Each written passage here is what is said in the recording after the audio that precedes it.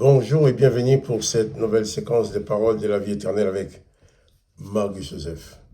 Nous sommes aujourd'hui le 18 juin 2023. C'est encore un jour de grâce que Dieu nous a donné. Je dis bien un jour de grâce. Un jour que nous allons vivre avec Jésus-Christ qui nous a dit « Je suis avec vous tous les jours jusqu'à la fin du monde ».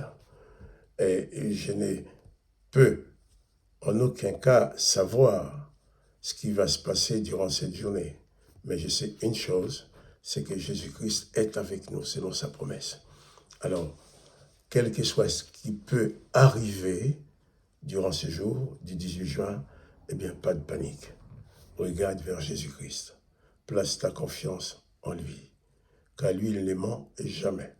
Il répond toujours à ses promesses. Alors, 18 juin 2023, jour de grâce et de bénédiction avec la présence de Jésus-Christ qui t'accompagne tous les jours et qui va diriger ta vie. Là où tu vas trouver l'impossibilité, eh bien, Jésus peut faire que les choses deviennent possibles.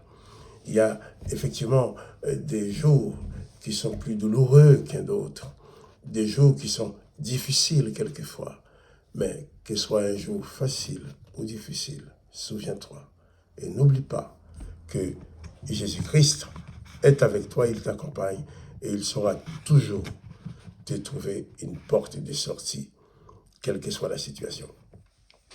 Je vais continuer à lire avec toi l'évangile de Marc au chapitre 7. Et nous avons vu que hier, nous avons parlé de ces gens de ces pharisiens qui critiquaient les disciples de Jésus parce qu'ils avaient mangé sans s'être lavé les mains. Et Jésus qui a répondu que c'est pas ce qui rentre dans le corps qui sourit, mais c'est ce qui sort. Ce qui rentre dans le corps, dit Jésus, ça rentre et ça sort. Tandis que ce qui sort de la bouche, eh bien, cela, eh bien, ça vient du cœur, ça vient de l'âme. Ça exprime l'état de l'âme, l'état du cœur de la personne. Donc, Jésus explique. Jésus va même répondre ses disciples en disant, mais vous aussi êtes-vous sans intelligence? Ne comprenez-vous pas? Jésus veut absolument que tous ceux qui croient en lui puissent comprendre. C'est pour ça qu'il a passé tout son temps à enseigner. Donc, je vais lire dans Marc, chapitre 7, à partir du verset 24. Jésus étant parti de là, s'en alla dans les territoires de Tyr et de Sidon. Il entra dans une maison désirant que personne ne le sût, mais il ne put rester caché, car une femme dont la fille était possédée d'un esprit impur entendit parler de lui et vint se jeter à ses pieds. Voilà, Jésus entre dans une maison. Il voulait être un petit peu tranquille. Il voulait être un peu à l'écart de la foule. Ah, mais voilà, cette femme syrophénicienne a appris que Jésus était là. Et sachant qu'il avait sa fille qui était possédée d'un esprit impur, cette femme ayant entendu parler de Jésus, qu'est-ce qu'il fait?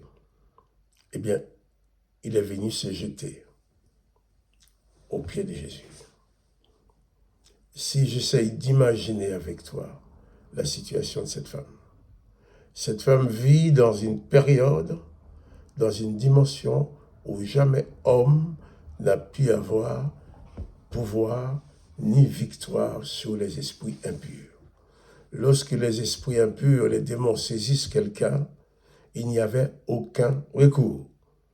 Au contraire, si le démon tourmente la fille de cette femme, les autres avaient toutes les raisons de porter, au lieu de chercher à la comprendre, de porter un jugement sur elle, de dire, si le démon vient tourmenter sa fille, c'est parce qu'elle a dit fait quelque chose de mal et que l'Éternel a envoyé ce démon pour le punir. Puisque dans l'Ancien Testament, partout où il parle des esprits impurs, des démons, il nous montre toujours que l'Éternel qui leur confie des missions. Hein? Par exemple, Satan au moins des Job. Satan a pu attaquer Job parce que l'Éternel lui a livré Job. Les démons les démons qui tourmentaient Saül venant de l'Éternel. Et Michée, lorsque les prophètes de l'Éternel ont menti à Akab pour aller mourir, Michée a bien expliqué que c'est l'Éternel qui avait envoyé son esprit de mensonge. Donc, cette femme, connaissant toute cette histoire, n'avait aucune raison d'espérer une délivrance pour sa fille. Il n'avait aucune raison d'espérer un jour voir sa fille guérie. Sauf, elle avait entendu parler de ce Jésus, le seul homme dans le pays d'Israël à l'époque qui avait le pouvoir sur les démons, sur les esprits impurs. Cette femme s'est dit, bien, il faut que j'arrive à trouver ce Jésus. Et Jésus qui rentre dans le territoire des Tyr et Sidon, il rentre discrètement dans une maison. Mais cette femme cherchait Jésus. Cette femme était à la recherche de Jésus. Parce que Jésus était la seule solution, le seul moyen de salut. C'est l'espoir qu'elle avait pour sa fille qui était possédée de ces esprits méchants. Ayant entendu parler de Jésus, il vint se jeter à ses pieds. Le geste. Il n'est pas venu dire à Jésus, j'ai de l'argent, je peux te payer, guérir ma fille. Mais il vient se jeter à ses pieds. Et bien sûr, cette femme n'était pas juive. Elle n'était pas juive. Les autres pouvaient lui dire, mais toi, tu n'es pas juive, pourquoi tu viens importuner le maître? Elle est venue se jeter à ses pieds. Parce qu'il avait dans sa vie une situation impossible. Et toi aussi, si ce matin, tu estimes avoir dans ta vie une situation impossible, la seule solution pour toi, c'est comme cette femme, c'est de venir te jeter aux pieds de Jésus. Venir te prosterner devant lui, venir lui demander son secours. Et cette femme s'est jetée aux pieds de Jésus. Quand il y a des besoins,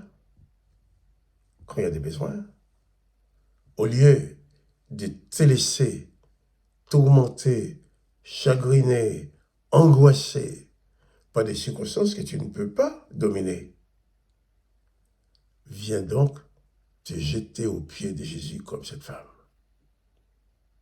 Viens aux pieds de Jésus-Christ. Viens aux pieds du Maître. Et là, lorsque tu viens aux pieds du Maître, viens avec la certitude que le Maître est capable de te sortir de ta situation. C'est ce qu'a fait cette femme. Alors, lorsque la situation est impossible, qu'est-ce qu'il faut faire? Il faut se jeter aux pieds de Jésus. Lorsque la situation est impossible, on n'a aucune solution. Jésus-Christ demeure la solution. Jésus-Christ, c'est la solution pour tous ceux qui n'ont plus de solution. Cette femme s'est jetée aux pieds de Jésus. Jette-toi aussi aux pieds de Jésus. Jette-toi aux pieds de Jésus. Adresse-lui ta prière, Père, et Seigneur Jésus, viens à mon secours. Cette femme n'avait pas de solution, mais il savait qu'il y avait Jésus. Peut-être toi, aujourd'hui, on t'a déjà dit qu'il n'y avait pas de solution. Mais vérifie que tu es Jésus. Si tu es Jésus, demande à Jésus d'être la solution pour toi. Et tu verras sa gloire dans ta vie. Que son Seigneur soit béni.